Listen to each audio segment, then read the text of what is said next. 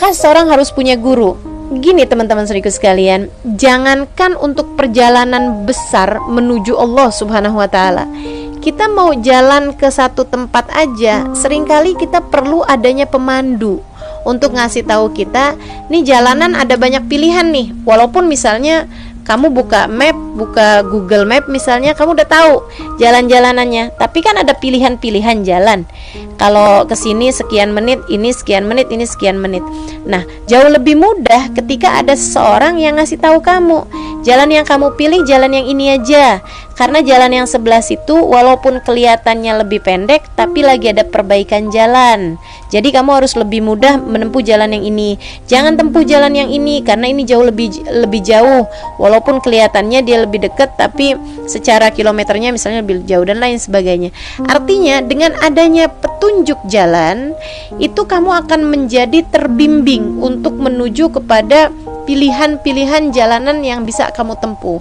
Demikian pula dengan seseorang dalam perjalanannya menuju Allah Subhanahu wa Ta'ala, yang tentu saja bukan jalanan yang lurus dan bukan jalanan yang mulus. Jalanannya itu penuh dengan kelokan-kelokan, ada banyak sekali pilihan-pilihan jalan, kanan, kiri, depan, belakang, putar balik, belok kanan, belok ke kanan sedikit, belok ke kanan banyak sekali pilihan-pilihan jalannya. Dan juga bukan jalan yang mulus, begitu banyak onak durinya, begitu banyak halangan-halangan di jalan. Maka kamu perlu seorang guru untuk bisa menunjukkan kepada kamu harus kanan, tapi kanannya jangan banyak-banyak, sedikit aja. Oh, habis itu kemudian kamu lurus lagi sekarang, habis itu kamu kiri. Kita sangat perlu teman-teman saudara sekalian, sehingga Allah Subhanahu wa Ta'ala mengatakan, wa man yudlilillah falan tajida lahu waliyan mursyida. Kata Allah Subhanahu wa Ta'ala, siapa yang disesatkan jalannya oleh Allah Subhanahu wa Ta'ala, maka dia tidak akan mendapati seorang petunjuk jalan yang akan menunjukkan jalan baginya. Dia tidak akan mendapati guru yang dapat menuntun jalan baginya. Artinya bahwa kalau kamu adalah orang yang dikehendaki baik untuk sampai kepada Allah Subhanahu wa Ta'ala dengan mudah, insya Allah Allah akan utuskan kepadamu seorang guru yang akan membimbingmu, dan kamu akan mendapatkan seorang guru yang akan membimbing jalan kehidupanmu tersebut. Nah, itu jadi memang diperlukan bagi kita ini satu guru yang dapat membimbing kamu gitu. Nah, kalau punya gurunya banyak gimana Ustazah? Gak apa-apa, boleh aja. Kamu punya guru banyak, ngasih tahu ini, ngasih tahu itu, boleh-boleh aja. Akan tetapi yang kamu jadikan pegangan ketika kamu bingung, nih saya mesti A, mesti B, ini saya mau lanjut sekolah atau saya mau nikah, ini saya mau pergi umroh dulu atau uang ini mau saya sedekahkan, ini saya mau begini dulu atau mau begitu dulu. Nah, itu ketika kamu kemudian berada dalam pilihan-pilihan yang sulit dalam kehidupan, adanya guru membimbing kamu dalam kehidupan tentu akan lebih memudahkanmu untuk memutuskan keputusan-keputusan berat dalam kehidupan. Karenanya kalau buat saya, memiliki guru adalah salah satu karunia terbesar dalam kehidupan yang harus saya syukuri dari Allah Subhanahu wa Ta'ala. Salah satu karunia agung yang Allah Subhanahu wa Ta'ala berikan dalam kehidupan saya, seperti itu. Jadi kalau dikatakan perlukah ada seorang guru, tentu saja itu diperlukan, gitu ya. Nah, terus gurunya ini nih mesti yang kayak gimana? Nah, ini Imam Ghazali menyebutkannya nih dalam kitabnya beliau. Satu, syaratnya mesti berilmu, katanya kayak begitu kan. Kemudian selain berilmu juga, seorang mursyid harus orang yang berpaling dari cinta dunia, bukan orang yang cinta jabatan. Dia juga harus memiliki guru bijak yang bersambung silsilah keilmuannya dengan baginda Nabi besar Muhammad alaihissalam.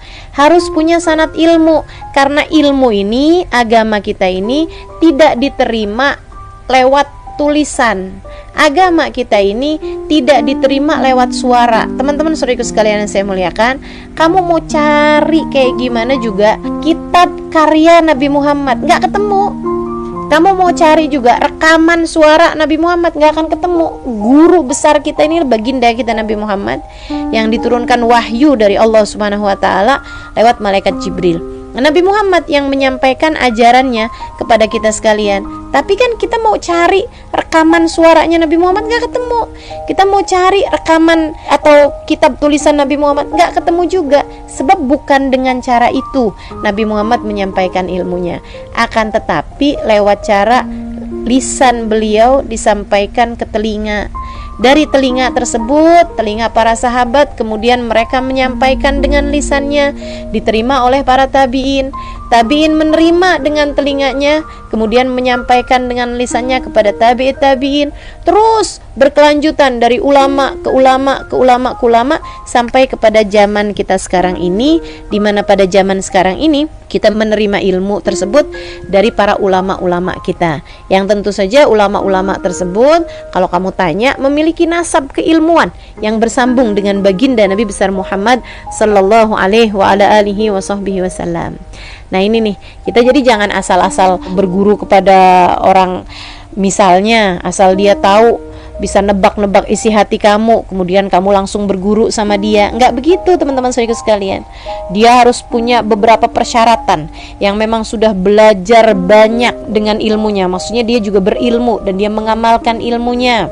Dia juga ketat dalam melatih dirinya, menyedikitkan makan, menyedikitkan bicara, menyedikitkan tidur. Dia juga memperbanyak ibadahnya, sholatnya, sedekah, puasanya, tidak tertinggal. Dan dia juga memiliki perangai-perangai baik seperti sabar, syukur, tawakal, yakin, dermawan, qanaah, tenang, bijaksana, rendah hati, berilmu, jujur, malu, setia, berwibawa, tidak tergesa-gesa, dan juga sifat-sifat yang begitu sangat banyaknya. Kalau kamu berjumpa dengan orang-orang yang seperti itu, maka mereka adalah pantulan cahaya Nabi Muhammad SAW yang pantas untuk diikuti dan diteladani, seperti istilahnya pantas untuk kita jadikan guru, di mana mereka ini digugu, dipatuhi, dan juga ditiru, diteladani dalam kehidupannya. Seperti itu teman-teman saudara sekalian.